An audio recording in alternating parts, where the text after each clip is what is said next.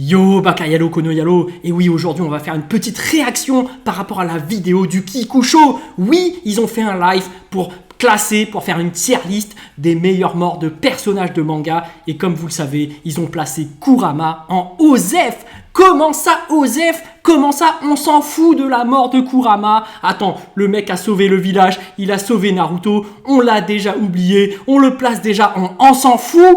OZEF? Non mais ça va pas. Kurama, c'est notre ami. Kurama, il était là depuis le début. Kurama, c'est un membre à part entière du village de Konoha. N'oubliez pas ce symbole, les amis. C'est la volonté du feu. C'est la volonté de protéger le village. Non, non, non. Pour Kurama, mettez des flammes en commentaire. Mettez des flammes. Il n'y a pas de « on s'en fout de sa mort ». Non, non, non. Et d'ailleurs, je vais donner mes arguments, mais à propos de la mort de Kurama, on ne peut pas le placer dans la catégorie « on s'en fout ». Ça va pas la tête. Non, non, non, non, non. C'est pour ça que je réagis. Je suis obligé de sublimer sa mort en vidéo parce qu'il y a des gens qui ont oublié. D'ailleurs, c'est même pas un oubli parce que Kikusho, alors les deux, John Coffey et Kiku, apparemment ils ont même pas vu comment ça s'était passé la mort de Kurama, donc il est temps de résumer comment ça s'était passé parce que c'était un truc de dingue. Nous on était là en train de mettre des flammes en commentaire, mais c'était un truc de dingue. Donc je vais vous réexpliquer ce qui s'est passé. Qu'est-ce qui s'est passé? Déjà à l'époque, dans le chapitre 51 de Boruto, il y avait Naruto qui était dépassé, même avec l'aide de Kurama, il se faisait complètement maîtriser par Ishiki, tout le monde était en stress, on se disait non c'est foutu, et à la fin de ce chapitre, Naruto, on savait tous, on était tous en flip parce qu'on se disait il allait mourir. T'avais même Kurama qui disait on ne pourra rien faire, est-ce que toi t'es prêt à mourir? Parce que là on n'aura plus le choix avec ça, il faut être prêt à sacrifier notre vie. Donc là déjà tout le monde était en stress, t'avais tout le monde qui pensait que Naruto allait mourir, t'avais des gens qui voilà, il y avait une hype de malade à ce niveau-là parce que par rapport au premier épisode, quand il disait tu vas rejoindre le 7e Hokage, tout le monde déjà se disait mais quand est-ce que Naruto va mourir? On se disait tous il faut faire place à la nouvelle génération, passage de flambeau, il faut que Boruto soit mis à l'honneur. Donc on se disait à ce moment-là Naruto il allait certainement mourir. Il y avait plein de gens qui se disaient ça, même si moi j'y croyais à fond qu'il allait pas mourir. Mais là c'était un truc de dingue à cette époque. Et je me rappelle encore, t'avais Kodashi, l'auteur qui écrivait Boruto, et bah t'as Masashi Kishimoto qui était revenu pour faire le chapitre 52. On se disait mais qu'est-ce qui se passe? Masashi Kishimoto c'était l'auteur de Naruto. Je rappelle, Naruto a été écrit par Masashi Kishimoto et Boruto a été repris par Kodashi. Mais là on s'est dit l'auteur de Naruto était revenu exprès. Et t'avais tout le monde qui était là, même Riles qui fait souvent des vidéos de foot, et bah là il avait fait une vidéo Boruto pour dire que seul Masashi Kishimoto était le seul à pouvoir faire Naruto, notre grand héros, c'est son œuvre, c'est son personnage qu'il a fait évoluer à fond. Naruto c'est lui, et c'était le seul qui était légitime à le faire mourir. Alors déjà à l'époque, avant la mort de Kurama, personne s'en doutait, on était tous là, non, c'est la mort de Naruto, ça va être un truc de ouf. Rien que le fait que l'auteur revienne, c'était déjà un événement exceptionnel. Donc, je suis désolé, il y avait une hype de malade à ce niveau-là. En termes d'impact, c'était déjà un truc de fou. Et bon, en fait, je vais reprendre parce qu'eux, ils ont fait une tier list et en fait, ils ont des critères. Donc, le Kikusho dit qu'il faut se baser sur 3 critères pour classer les morts des gens. Donc, tu as l'impact de la mort de la personne, l'impact de la mort de Kurama, t'as le flow, est-ce que c'était stylé ou pas, et puis le dernier point je crois c'est est-ce que c'est triste. Alors on va récapituler déjà le flow, le style, c'était juste magnifique. Comment ça s'était passé déjà? Déjà on était tous en flip, on était tous stressés, il y a l'auteur qui revient, il y a Naruto qui est dépassé totalement, t'as tout le monde qui se font éclater, t'as Kurama qui dit bon allez, il faut est-ce que t'es prêt à sacrifier ta vie? Naruto il réfléchit, il dit mais sans hésiter pour protéger le village. Pof, bon ça c'est en termes d'impact. Et pof là, t'as Naruto qui se transforme, c'était un truc de dingue, une transformation où il est bien rouge avec Kurama entièrement. Et on sait que si jamais Kurama meurt ou si lui meurt, finito pour eux deux.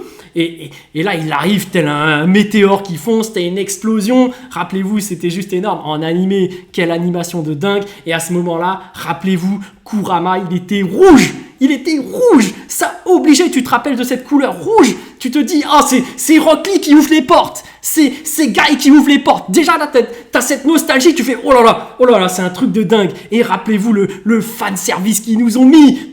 T'as Naruto qui arrivait comme ça en mode Baryon, il tapait la pose de Rock Lee comme ça là. Tout de suite, tu dis non, Kurama rouge, Naruto qui tape des poses de Rock Lee, qui met la patate de Rock Lee comme ça, ouverture des portes, tout ça, tu te dis non, c'est un truc de dingue. En termes de flow, c'était un truc de fou. Et puis ils t'ont remis des scènes, fan service, obligé quand tu revois le fameux combat avec les coups à la...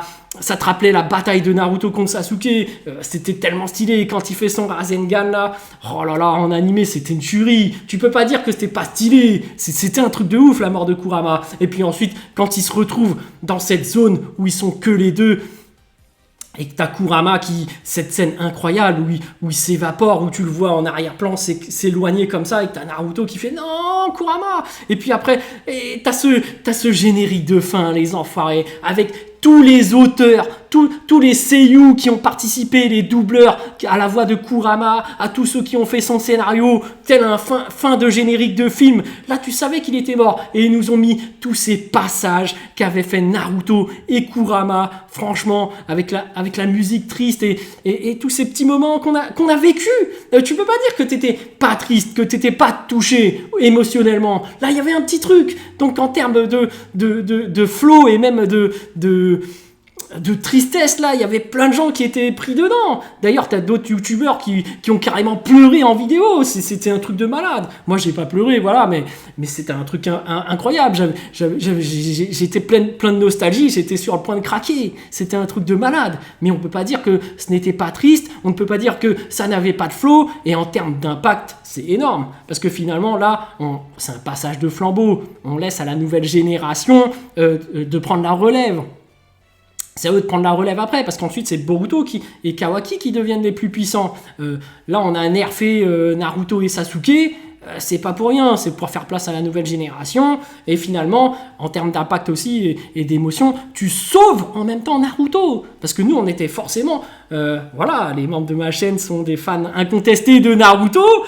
On sauve notre héros, on sauve Naruto. Kurama, merci. Donc en termes d'impact, c'est juste énorme. On sauve le Hokage, on sauve le village, on laisse la génération prendre la relève. Non, je suis désolé, on ne s'en fout pas de la mort de Kurama. Kurama, c'est, comme je le disais, un membre incontesté du village de Konoha. C'est un héros de Konoha. C'est la volonté du feu, c'est la détermination de protéger le village. On n'a pas le droit de dire qu'on s'en fout de sa mort. RIP, tout simplement. Reste en paix, Kurama. Mettons des flammes pour lui. Mettons des flammes en commentaire. N'oubliez pas, les amis. Donc voilà. Et n'hésitez pas, bien sûr, à aller sur la chaîne du Kikusho qui font d'excellents lives.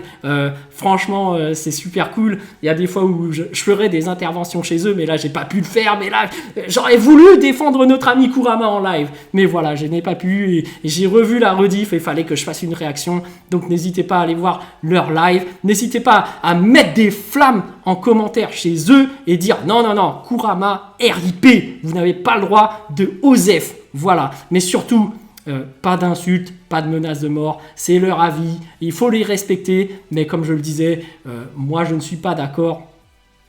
Il faut respecter Kurama et surtout mettez des flammes en commentaire pour notre ami Kurama, qui sera à tout jamais pour nous un héros de Konoha. Donc n'oubliez pas la volonté du feu, la détermination de protéger le village, tout à fait. Et sur ce, je vous laisse, à bientôt les amis.